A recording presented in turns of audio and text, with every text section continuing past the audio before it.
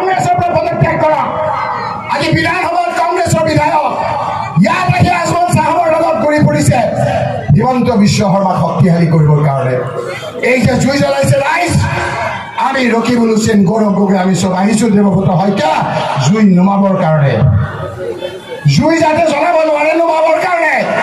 কিন্তু আমাৰ ল'ৰা যেতিয়া জেলত যায়, যেতিয়া আমি ভয় ভয়কে থাকোঁ, যেতিয়া আমাৰ গৰুকুটি ডেড বডিৰ ওপৰত জঁপিয়াই থাকে মানুহে, যেতিয়া আমি দৌৰি যাওঁ, যেতিয়া হিমন্ত বিশ্বৰ জুইত আমি পানী ঢালিবলৈ বিচাৰোঁ, সেই সময়ত বদৰুদ্দিন আজমল ডাঙৰীয়াই হিমন্তৰ জুইত কেৰাচিন তেল পেট্ৰল ঢালি আৰু দপদপকে জ্বলাব বিচাৰে ৰাইজ।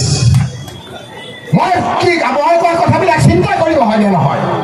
যি সময়ত বিভিন্ন ধৰণেৰে আমাক তুচ্ছ তাচ্ছিল্য অপমান কৰে, যি সময়ত মিয়াৰ ভোট নালাগে বুলি হিমন্ত বিশ্বই ৰঙা চেগু দেখুৱায়, যেতিয়া বিচাৰে যে এই মানুহবিলাকক বিভিন্ন আইনৰ দ্বাৰা কেনেকৈ আমি জেললৈ পঠিয়াওঁ, সেই সময়তে বদৰুদ্দিন আজমলে কয় যে ধুবুৰীত থকা মুছলমান মানুহবিলাক চুৰ ডকাইত আৰু ধৰ্ষণকাৰী হয়।